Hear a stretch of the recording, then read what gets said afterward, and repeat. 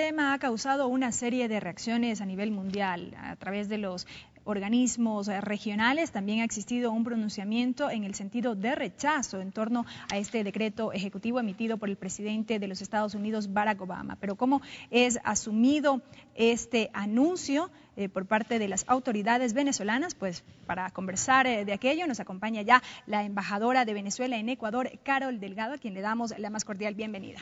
Muchas gracias. Un placer acompañarlos ustedes en la televisora de la Asamblea Nacional de la gloriosa República del Ecuador. ¿Cómo han asumido? Evidentemente el rechazo está a la vista.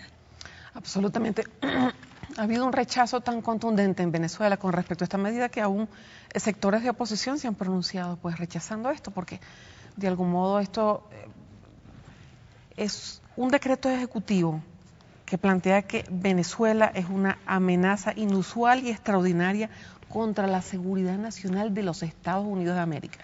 Es decir, una frase como esta es de un nivel de lo absurdo, ¿no? Que si no fuera verdad, pensaríamos, como dijo el presidente del Ecuador, Rafael Correa, que pensaríamos que es un chiste, que es una cosa jocosa, porque como el país que tiene el más grande gasto militar del planeta, como el país que ha incursionado con invasiones en Laos, Siria, Líbano, Congo, República Dominicana, ocupación en Puerto Rico, y yo te puedo mencionar muchos otros países. Te puedo dar una lista de más de 40, 50 países que han sido agraviados de manera directa, que han tenido muertos, que han tenido lesionados, cuyos tejidos sociales han sido devastados, destruidos completamente por aventuras militaristas por parte de los Estados Unidos.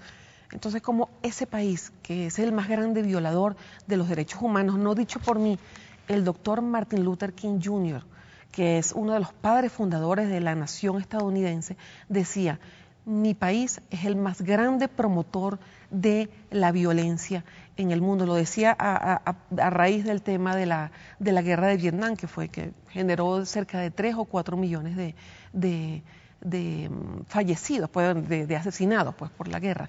De modo que entonces los propios fundadores de la nación estadounidense dejan en evidencia ese carácter violento y ese carácter de promotor de la violencia en el mundo. De acuerdo a su lectura, ¿qué criterios son considerados para hacer estas afirmaciones por parte del gobierno de Estados Unidos? Mira, en principio uno puede visualizar una gran hipocresía, porque un país, no hay ninguna violación más masiva de los derechos humanos que la guerra. Y un país que ha estado vinculado por más de 100 años vinculado a guerras en todo el planeta, es el país luego defensor de los derechos humanos. Creo que el presidente Obama se equivoca de manera terrible con Venezuela, porque Venezuela es uno de los países que ha trabajado de manera más seria el tema de los derechos humanos.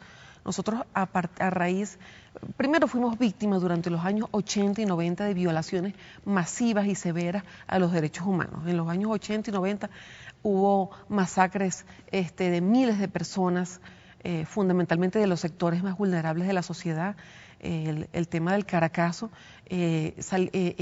los gobiernos de derecha de la época, de la Cuarta República, lanzaron a los sectores militares a masacrar al pueblo que estaba protestando por hambre, porque en Venezuela en los 80 y en los 90, con la aplicación de las políticas neoliberales, había muchos venezolanos que debían comer vísceras de animales o perrarina, o darle a un niño un tetero con agua, azúcar y harina pan.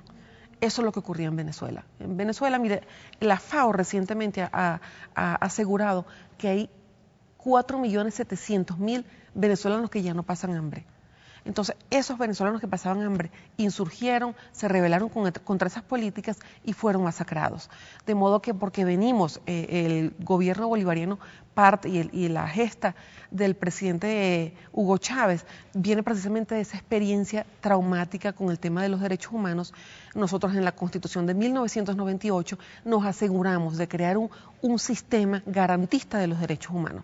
Y por eso tenemos una fiscalía de clase mundial, por eso creamos el poder electoral, para darle aún mayores niveles de transparencia y de seguridad democrática a los venezolanos. Pero ahora bien, ¿hasta qué punto o qué respaldo tendría en el derecho internacional esta declaratoria de emergencia que ha realizado el presidente Obama? ningún respaldo, eso es una medida unilateral. Infortunadamente ya los Estados Unidos, primero, no tienen moral. Ellos de manera permanente inventan excusas es decir, usan pretextos para lanzar invasiones. Lo dijo de manera con una desfachatez tremenda el presidente Obama al decir que ellos torcían el brazo de aquellos gobiernos que no hacían lo que ellos querían. De modo que Venezuela, que viene transitando un proceso de fortalecimiento de su soberanía, de nacionalización de sus empresas públicas, de concientización de sus empleados petroleros, porque un factor que no podemos sacar de la ecuación es el tema de que Venezuela posee las reservas de petróleo más grandes del planeta, con 299.900.000 barriles de petróleo en la faja petrolífera del Orinoco. Eso es una cantidad inmensa de reservas hidrocarburíferas. Y el tema es que estamos en un momento en el que el planeta ha agotado más de la mitad de sus recursos de hidrocarburos. Y bueno, en razón, fíjate que hay expertos en el tema de la paz y del tema de los conflictos armados que aseguran que un país que tiene reservas hidrocarburíferas tiene 9 veces más probabilidades de sufrir un conflicto armado. Y esto porque hay guerras imperialistas, hay naciones imperialistas, no me refiero solamente a Estados Unidos, me refiero también a los países de la OTAN, que se lanzan a aventuras para extraer y fundamentalmente para robar los recursos de las naciones del sur. De modo que creo que esto es una afrenta no solamente contra Venezuela, esto es una afrenta contra todos los países de la América Latina y más allá contra los pueblos del sur. Si bien ustedes han recalcado que se trata de una injerencia, también es cierto que esta decisión, así como también la serie de criterios expresados de las críticas y cuestionamientos, guardan relación con la situación actual que vive Venezuela. Bueno, siempre se usan pretextos. Recuerda que en el caso de Irak se habló de armas de destrucción masiva, que presuntamente Irak tendría, y en función de esa falsedad que luego se evidenció, que fueron unos informes amañados que unos asesores de Bush emitieron y convencieron a todo el mundo de que esa es la realidad, pero yo te traje hoy el informe de la Fiscalía General de la República. Realmente es para mí como venezolana leer ese informe un orgullo. ¿Por qué? Porque ha habido un proceso de desestabilización.